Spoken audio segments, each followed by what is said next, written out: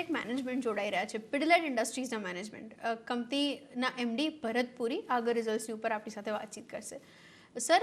Very good afternoon, शुक्रिया मेरे साथ आज जुड़ने के लिए। सबसे पहले शुरुआत में ओवरऑल रेवेन्यूज के फ्रंट से करना चाह रही थी, क्योंकि हम लोग देख रहे हैं वहाँ पे एक अच्छा इम्पैक्ट दिखा है, लेकिन मार्जिन्स ऑलरेडी थोड़े डेंटेड दिख रहे हैं पिछले साल के मुकाबले। अब चीज़ें कैसे इम्पैक्ट हो रही हैं?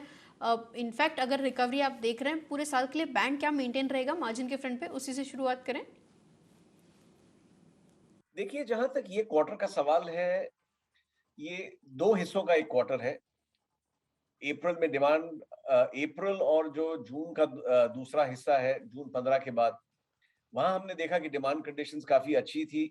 जहां तक मई और पहले 10 दिन जून का है, तकरीबन 75% से मार्केट मई में बंद थी, 40 से 50% जून में बंद थी। तो इसको अगर ये सब हम नजर में लें तो ये क्लियर है कि ओवरऑल जो डिमांड कंडीशंस हैं वो काफी अच्छी रही है। और अगर हम ये देख रहे हैं कि जहां तक जुलाई का सवाल है या अगस्त तो अभी शुरू हुआ है, डिमांड ओवरऑल कंडीशंस अच्छी है, रोबस्ट डिमांड है और आगे बढ़ रहा है।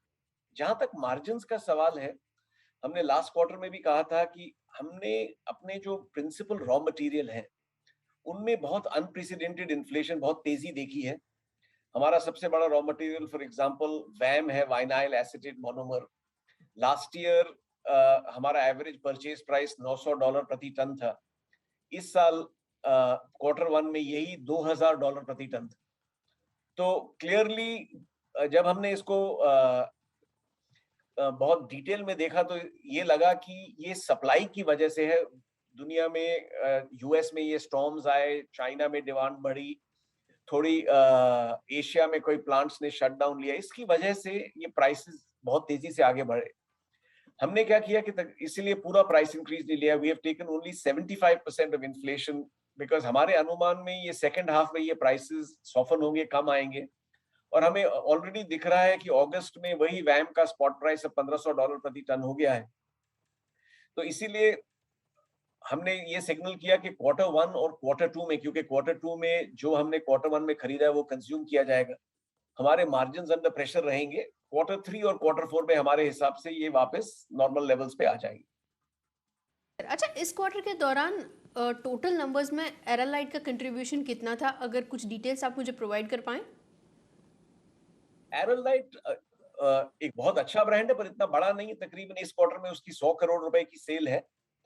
तो ओवरऑल एरोलाइट हमने लास्ट ईयर जब खरीदा था 2100 करोड़ रुपए में, तो हमने कहा था कि भाई हमारे हिसाब से इसमें अभी बहुत ग्रोथ का रनवे है, बहुत ग्रोथ की पॉसिबिलिटीज हैं। और ये आपने देखा होगा कि पिछले 3 क्वार्टर से रेगुलरली हम एरोलाइट को आगे लेके जा रहे हैं, उसको इंटरनेशनली भी लेके जा रहे हैं। हमने उसको बांग्लादेश, नेपाल में लॉन्च किया है। ऑब्वियसली डोमेस्टिकली अभी छोटे शहरों में भी ये आगे जाएगा। तो हमारे हिसाब से एरोलाइट का भविष्य काफी उज्जवल है। Agreed sir. और रॉ मटेरियल प्राइसेस, क्योंकि वहाँ पे हम लोग काफ़ी ज़्यादा वोलेटिलिटी देख रहे हैं पिछले साल के कंपैरिजन में, उसको लेकर क्या इम्पैक्ट है? प्राइस हाइक्स अगर आप लेने वाले हैं, कितने क्वांटम में वो होगा? हमने तकरीबन उसका 75% पास ऑन किया है प्राइस हाइक में। हमारे हिसाब से इससे ज्यादा आगे पास ऑन करना सही नहीं होगा, क्योंकि ये कंज्यूमर पे बोझ डालेगा। और अगर हमारा अनुमान सही हो कि ये सेकंड हाफ में कम हो रहा है, तो हमारे हिसाब से हम इसको खुद बेयर कर लेंगे 2 क्वार्टर के लिए, बकायदा की कंज्यूमर को पास ऑन करें।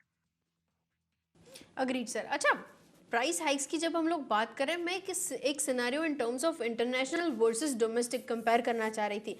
क्या इंटरनेशनल मार्केट्स में भी आप प्राइस हाइक्स ले रहे हैं? डिमांड कंडीशन जिस तरीके से इंप्रूव हो रही है, एक आइडिया अगर आप मुझे दे पाएं। जी हाँ, ये तो देखिए, जो रॉ मटेरियल्स की प्राइसेस की स्थिति है, ये ग्लोबल स्थिति है। ग्लोबली ये रॉ मटेरियल प्राइसेस ऊपर गए हैं, तो हर जगह हमने तकरीबन नॉर्मली प्लस माइनस 1-2 महीने में हर जगह ये इंक्रीजेस ली। Agreed sir. और नेक्स्ट 2 to 3 क्वार्टर्स किस तरीके से विटनेस होगा ग्रोथ? देखिए, हम हर टाइम कहते हैं कि देखिए, हम अपने बिजनेस को 3 हिस्सों में बांटते हैं। कोर बिजनेस, जहां हम ऑलरेडी लीडर्स हैं, जहां हमारा टास्क है कैटेगरी को ग्रो करना। दूसरा ये है जो ग्रोथ बिजनेसेस हैं, जहां हमारा उद्देश्य ये रहता है कि कैटेगरी को क्रिएट करें, जैसे वाटर प्रूफिंग है। अब इंडिया में 4 में से 10 लोग, 10 में से 4 लोग ही अगर घर बनाते हैं तो प्रॉपर वाटर प्रूफिंग करते हैं। तो एज अ लीडर हमारा टास्क ये है कि हम 4 को ये 6 बनाएं, तो ऑटोमेटिकली कैटेगरी बढ़ेगी, तो इसको हम ग्रोथ बिजनेस कहते हैं।